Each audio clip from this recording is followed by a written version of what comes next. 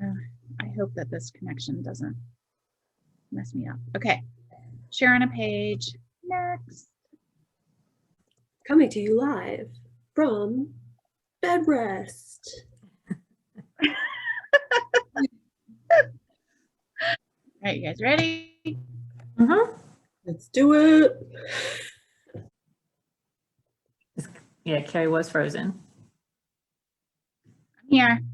Okay, Right. we're good.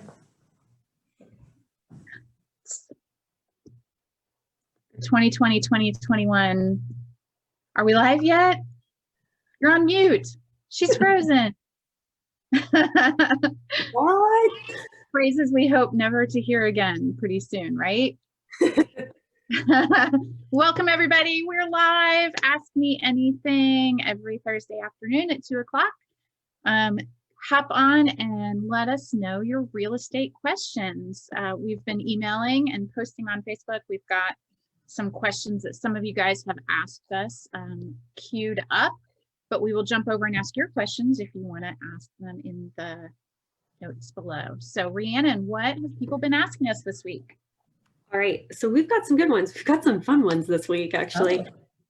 So let's start out with, is gray going to continue to be the in color? Ladies? Good question. It's a good question. I've been hearing from my decorator friends that we're getting warmer. And I'm excited about that because I'm kind of tired of flipped gray and white houses. I don't know about you. That is true. Any flipped house is, or even new construction, gray and white.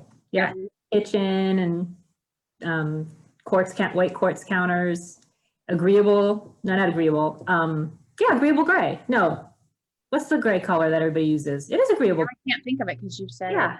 I think it's agreeable gray, or is it agreeable beige? There's a gray that everybody uses. A new gray. There's a new gray. There's light French gray, very, very common. And there's one other gray. I think it's agreeable gray. I think it might be agreeable gray. But I do get the sense I'm starting to see buyers getting tired of seeing the gray and the white everywhere they go. Yeah. So probably we're not going to go back to yellow of the 90s, but I think we may get to, you know, kind of a more warm beige. Right. Yeah. One of the paint company's colors is bronze, their color of the year. It's like a really dark. I think people maybe Sherwin-Williams, I think.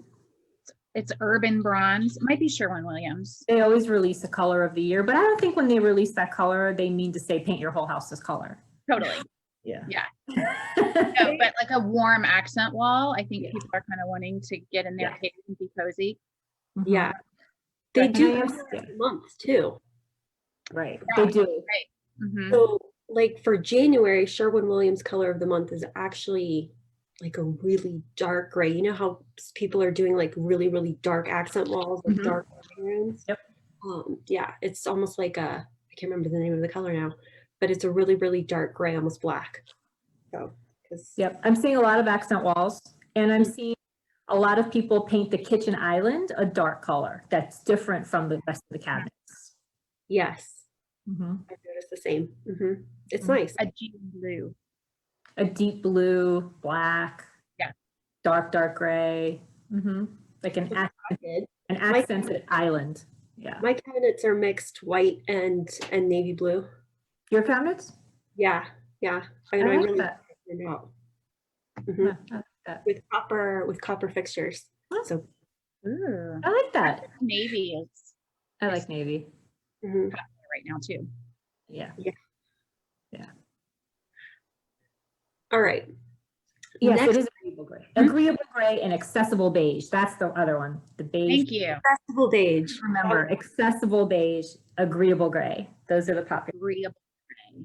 How can we forget agreeable gray? I feel like we've been saying that phrase for like 5 years. Exactly. That's why I was like, wait a minute, is it? Sounds. It's because I asked you. Put you on the spot. It's like a pop quiz. Your brain's just like, what? Yep, exactly. When you put me on the spot, like, wait, is it? It's not. I don't want to give the wrong information. Okay. All right. Oh, here's a fun one. What's the weirdest thing that's happened to you while showing houses? I know you guys got some good stories. I could say the weirdest thing I've seen. I've had a couple weird things happen. I'd say actually a weird thing I saw once was a regular house. I was with a mother, a father, and their two young boys. And we looked all around, everything was fine. We went down in the basement and we noticed that everything was painted black. All of the stairwell, it was very dark and dingy and it had an off smell. Have I told you guys this story before? I don't think I've heard this story. And we got down to the basement, and in a room, they were in the process of skinning an alligator. Did I ever tell you that, guys? What? Yeah. I didn't do that You're story. sneaky. You had some really good stories. And then you're just like, here you go. Huge alligator laying there on its stomach, and they had all these tools, and they were in the process of skinning an alligator. Everyone was just, this was before I joined your team, and everyone was just like, oh my God, like the wife was like, get us out of here. I could not believe the agent didn't warn me, tell me, just so you know, or, some kind of acknowledgement that there was going to, and this was like a slaughter room. They had guns on every wall. It was a crazy, crazy, crazy room. What on earth? What on earth, right? What on earth? Yeah, that was the craziest thing I've ever, so unexpected, craziest thing I've ever seen. That is crazy.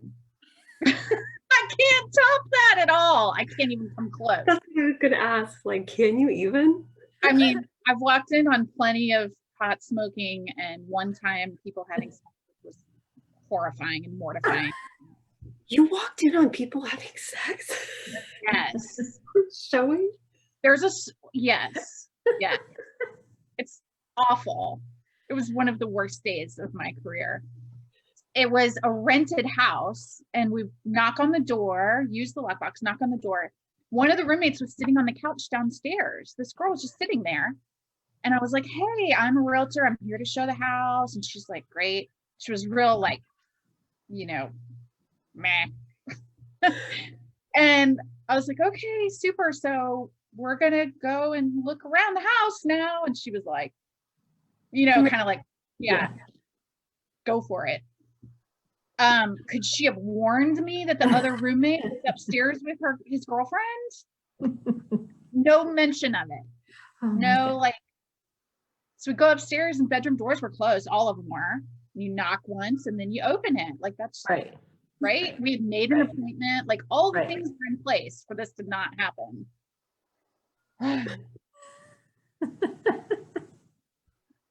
It wasn't good. Oh, wow. All right. That was a great question with some great. Shane wins, though. If this was a contest, Shane wins. The alligator wins every day. I had a similar sexual one where it was really funny. I'm sure you guys remember me telling you I was with Dell, and we had an appointment, and we knock. I ring the doorbell. Everything, we go in, and we're just looking around the hall. It's really nice. Oh, we like this place. We walk into the kitchen, and literally there's like 2 empty wine glasses, couple empty bottles. And we're like, oh, looks like someone didn't clean up after the party. And then we see a trail of clothing across the living room floor, bra and the underwear. We're like, oh. And then this guy comes out of the bedroom, and he's like zipping up his pants. And he's like, oh, I didn't know you were coming. Nobody told me. You have to leave. Like, oh my gosh. My clients were like so embarrassed. And it was like 2 in the afternoon. Afternoon delight, right? I don't know if they were still sleeping in. Like, I don't know, but that was hilarious. There were a couple realtors in another state that were arrested for having sex in one of their listings.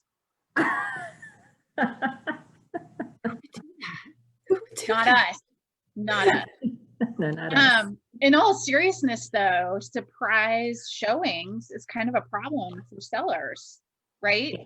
So we have a system in place where our sellers get a text message and or a Yes. call, whatever they want, and it goes right to them. Like the realtor is not the middleman, which is how a lot of it Exactly.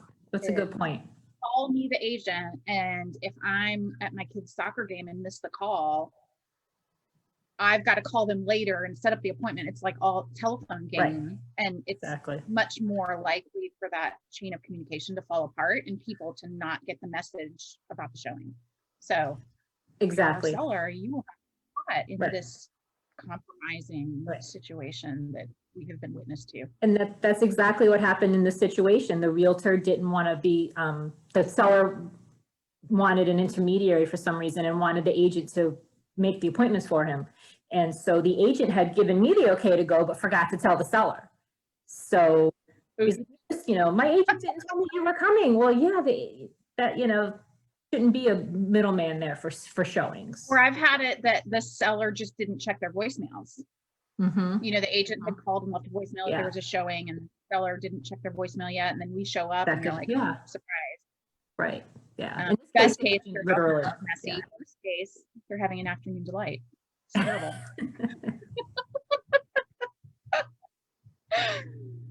All right, All right. clean this Okay. up a little bit. All right. So next question is actually coming from us live from one of our viewers, Stacy. Hi, Stacy. Hey, Stacy. Stacy is asking, how are the list prices and the sales prices different? Oh, okay, good question. So we list a house on the market at a list price that we kind of figure out together, the seller and the realtor together. And then, our market dynamics are such that if we list that property at a good market value, like at market value, likely you're going to have a sales price that's at your list price. We're having, or above. 30% of properties right now are selling for over list price. So you're going to get, the majority of what you've listed that property for, and those list price and sales price are going to be the same. Now, before we had internet, before buyers were so smart about home values, the tendency was to list a home for negotiation. And we still meet sellers who maybe haven't sold a property for the past 20 years, who say, oh gosh, don't we want to price it 10% too high to allow some room for negotiation? Well, when you price a property too high and smart buyers see it and put it in a bucket of that property is listed too high, they don't even go see it. So, the smart sellers are listing their property right at list price, and they're getting 100% of that or more. So I hope that answers the question about the difference between list and sale price. All right, next question. How much money do I actually need to buy a house? Good question. Shane, you want to go through some of the costs a buyer has when they're buying a house? Okay. So yeah, generally a buyer will get, if you're taking out a loan, you would get pre-qualified. And so the expenses you will have would be a down payment on the house. A lot of people, if they can, would love to put down 20% because then you don't have to pay the private mortgage insurance every month, which is like extra money that you have to spend. But you can get loans with 3% down, 3.5% down. There's different types of loans. If you're a veteran, you can get one with no percent down. So you'll need your down payment. Then you're going to need money for closing costs. Generally, closing costs average about 3% of the sales price. And that'll cover things like you'll get a title insurance policy to make sure that you have good title on the house. There'll be attorney's fees, overnight mail packaging fees, things like that, but around 3%. So you want to have your down payment plus about 3%. And then there'll be a little cost, like moving. What happened? Nothing. I messed you up. I'm sorry. I messed up the sound. there'll be some costs like you have to move, so you're gonna have to factor into things like that. And then one thing I find that clients never think about is when you move into a new home, they're gonna want furniture. They're like, oh, I didn't put aside any money for furniture. Now I have a living room and a family room and 3 more bedrooms, and I have no money for furniture. So things like that. Yeah, you want to budget for that. You want to kind of budget for that. I find that clients often forget about, there's a couple of fees that are sometimes due between going under contract and closing. The biggest one is the inspections. Oh, So a home inspection can cost you $400 or $500 sometimes. Just for the home inspection. And then sometimes there's extra inspections too. So you can spend up to $1,000 or so on an inspection. Mhm. And if you end up not liking that house or something goes wrong with the inspection and you move on to another house, you're going to pay those fees again to do an inspection on a second house or a third house. Right. Um, Are you seeing appraisals due before closing, or most of those wrapped into your closing costs that you've seen? Because I've seen it both ways. I think mostly the bank says, give us, we're going to charge your credit card right now. Yeah, that's another fee you have to pay before. So yeah. So yeah, that's about 400 or 300, 400. They usually generally do that. Some lenders, if you end up not buying the house and moving on to a second house, will waive the appraisal fee the second time around. Yeah. You know what, if we're worried about a house, if we think that the inspection might not go great, we tell the buyer to hold off on ordering that appraisal. Exactly. Until they we're ready to move forward. So that's another thing we can manage a little bit. Yes. Yeah. Good. Yeah. All right. All right. What is the coolest thing that you've seen in a house? Whether it's one of our listings or from showing that we've. No, we get to see a lot of houses, which is one of the cool things of this job, right? I know what the coolest thing I saw. I've told you guys about my favorite toilet. Shane is a toilet connoisseur. I love looking at bathrooms, and this was the best toilet. It had one of those rotating things, seat protectors. It had a bidet. This is all in one toilet. It had heat. It was heated. It had lighting that you could adjust. It had blow dryer at different levels. I think it did everything but like play music. It was awesome. It was awesome. That's the coolest thing I ever saw, was that toilet. Oh my gosh. Any bidet manufacturers out there? And if anyone's curious what to get Shane for Christmas or birthday, Yeah. Toilet accessories. The whole thing. It was amazing. It had like 15 knobs like on each side of it, like buttons and all these functions. I had to sit and like look at everything. It was so cool. That's intimidating to me. That's too much. Get electrocuted. I think the coolest thing I've saw was there was a model home that had a mudroom between the garage and the kitchen. And from the mudroom, there was a big spiral plastic slide that went down into the basement playroom. So you could come home from school, throw it on your backpack, and like slide down to the playroom. That's awesome. That's awesome. that reminds me of Jimmy Fallon. He has Jimmy Fallon has that. Yeah, Jimmy Fallon. I remember one of those talk show hosts has that. Yeah. Yeah, I think I don't know if he still does it, because I don't know if he's still recording from home, but when he, obviously when the pandemic happened, he would end the show and like him and the kids would slide down the slide. Right. Yeah.